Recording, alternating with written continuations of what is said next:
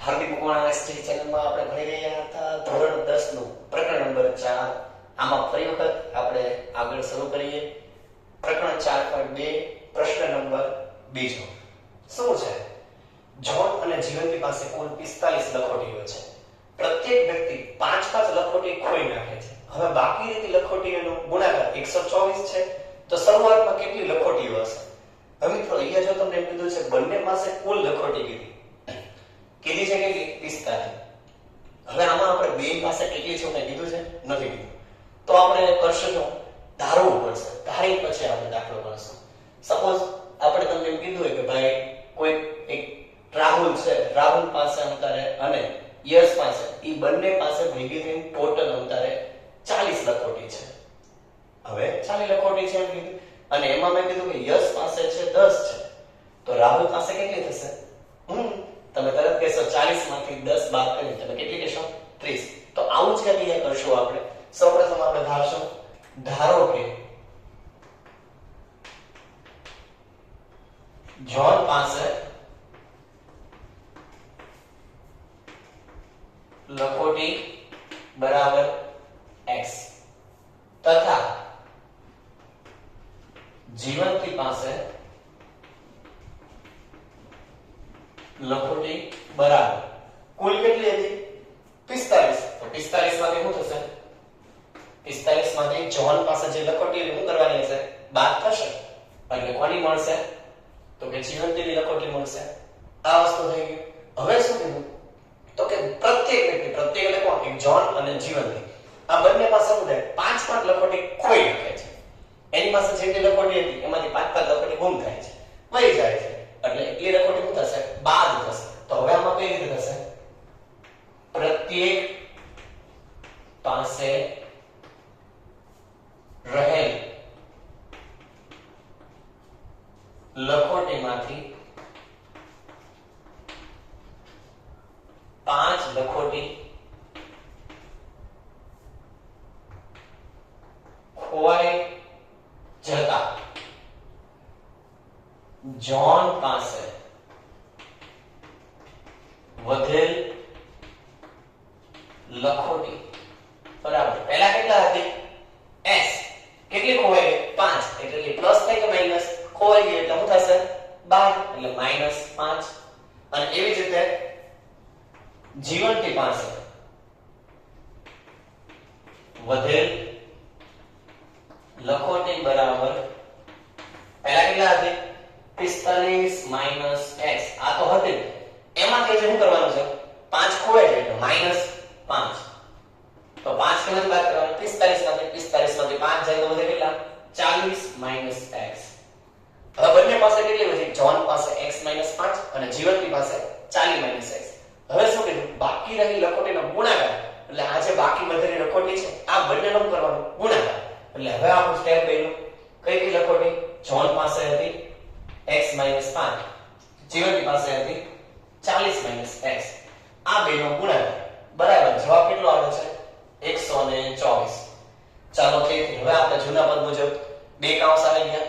પ્રથમ કૌંસની પહેલી રકમ એની સાથે બીજા કૌંસનો ગુણાકાર, પ્રથમ કૌંસની બીજી રકમ એની સાથે બીજા કૌંસનો ગુણાકાર. તો x એને ગુણ્યા 40 - x અને બીજા -5 એને ગુણ્યા 40 - x બરાબર 124. તો ચાલો 40 નો ગુણાકાર x સાથે કેટલા થશે? 40x માઈનસ x બેનો ગુણાકાર x નો વર્ગ માઈનસ 50 ગુણ્યા 5 ગુણ્યા 40 5 ચોક 20 કેટલા વધે? 200 ઓછે વત્તા 5 ગુણ્યા એટલે 5x. અહીંયા પ્લસ છે ડાબી તરફ લાવો તો -124 બરાબર 0.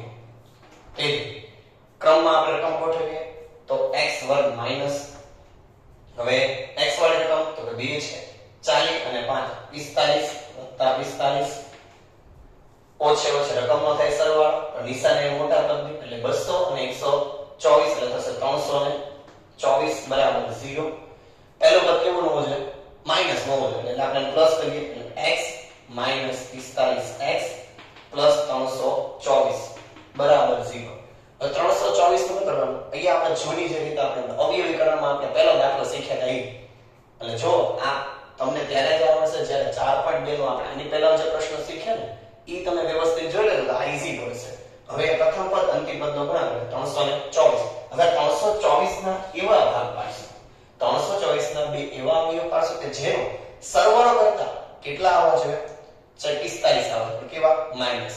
અને ગુણાકાર તો પાછો 324 જ થયો. આપણે લાંબી રકમ નથી ખબર તો આપણે એક અવયવ પાડીએ.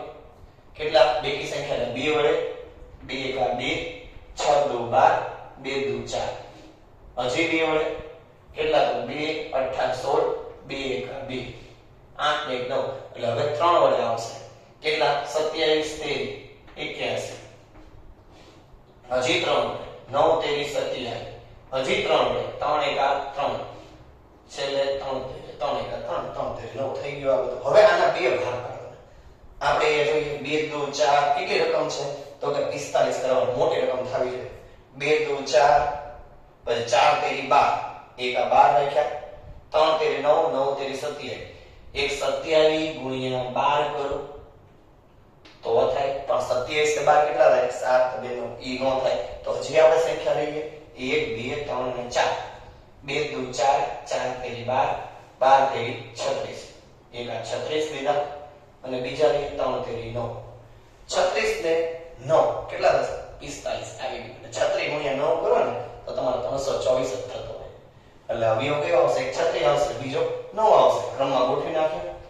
x પહેલું પદ અને છેલ્લું પદ જેમ હતું એનું એમ. રકમ કઈ મૂકવાની? બંને રકમ છે સરવાળો કરવાની. નિશાની કઈ છે? મધ્યમ પદની. એટલે માઈનસ 36x માઈનસ 9x. કેટલા પદ થઈ ગયા? 4 પદ. બબે બે કોમન કાઢો. હવે આમાંથી શું કોમન નીકળશે? તો કે આ બંનેમાંથી x વધે છે. પહેલામાં કઈ નીકળ્યું જ નહીં, પહેલામાં કઈ વધ્યું નહીં. અહીંયા હતો આપણે વર્ગ હતો, જોઈએ ભૂલી ગયા હતા. અહીંયા વર્ગ હતો એટલે આમાંથી નીકળ્યા x કોમન નીકળ્યો તો વધે શું? x માઈનસ વધે શું? અહીંયા 36. હવે આ બંનેમાંથી કોમન તો કે 9, કારણ કે 9 એકા 9 અને 9 36 324. એટલે કૌંસમાં વધ્યું હોય x ઓછા વત્તે ઓછા કેટલા? 36 બરાબર 0. હવે તમે જોઈ શકો છો બે કૌંસ સરખા આવી ગયા. તો તે બંને કૌંસ સેપરેટ કરવાનો. x 36 અને બીજો કૌંસ કયો બને? x 9 બરાબર 36. બંને બરાબર પાછળ મૂકી દેશું 0. તેથી x 36 બરાબર 0 અને બીજો કયો થાય? અથવા x 9 બરાબર 0. તો તે x ને કરતા બને x બરાબર -36 છે, ઓલી સાઈડ જાય તો +36. અને એવી જ રીતે અહીંયા -9 છે, ઓલી સાઈડ જાય એટલે બરાબરની જમણી તરફ જાય તો કેવા? +9. એટલે બંને ધન સંખ્યા આવે. એટલે આમાં શું થઈ શકે? જોન અને જીવંતી પાસે અહીંયા નીચે લખવાનું રહેશે. જોન અને જીવંતી પાસે, જોન અને જીવંતી પાસે અનુક્રમે 36 અને 9 લખોટી અથવા 9 અને 36 લખોટી હશે. બે માંથી એક થાય. કાં તો 36 છે ઈ કોની પાસે હશે? જોન પાસે. અને જીવંતી પાસે કેટલી હોય? 9. અથવા તો જોન પાસે કેટલી હોય? 9 હોય તો જીવંતી પાસે કેટલી હોય? 36. એક આ મુદ્દો થયો. હવે એવો જ બીજો દાખલો.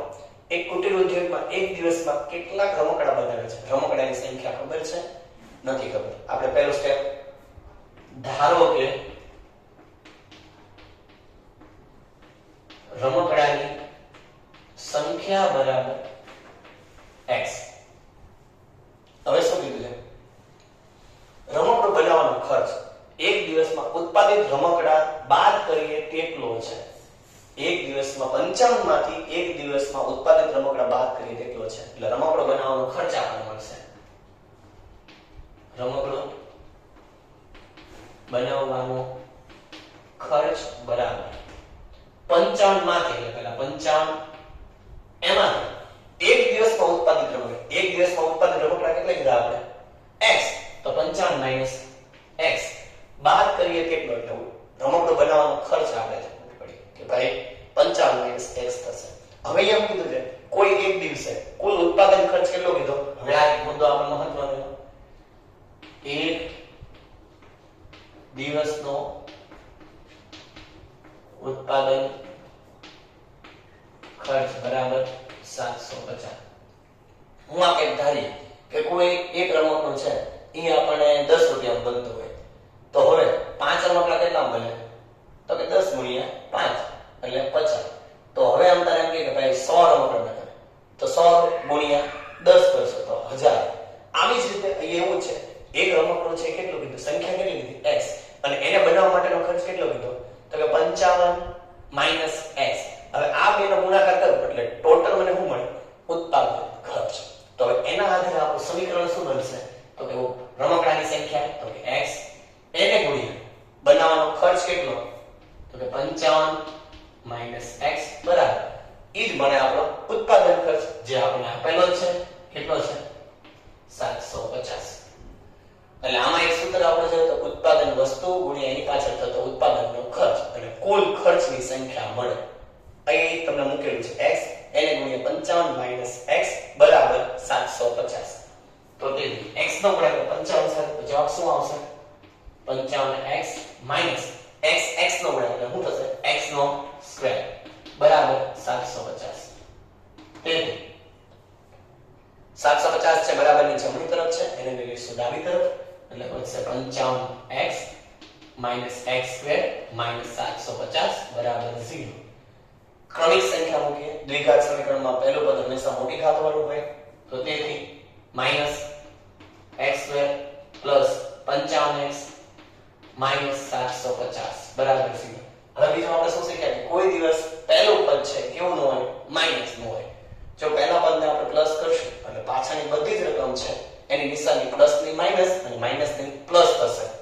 તો તેથી x square minus 55x plus 750 બરાબર 0. ફરી પાછો અવયવીકરણ વાળો દાખલો આવી ગયો. 4.2 માં પાછા આપણે પહેલો પ્રશ્ન શીખ્યા આગલા પહેલાના વિડિયોમાં, એ જ મુજબનો અહીંયા તમે શીખ્યા હતા. મોટી રકમ છે x વર્ગ, એને ગુણ્યા 750 એટલે 750 x વર્ગ થશે. હવે 750 નો એવા અવયવ પાડો, બે ભાગ પાડો જેનો ગુણાકાર 750 થવો જોઈએ, પણ અંકી પદની નિશાની પ્લસ કરતા જવાબ કેટલો આવવો જોઈએ?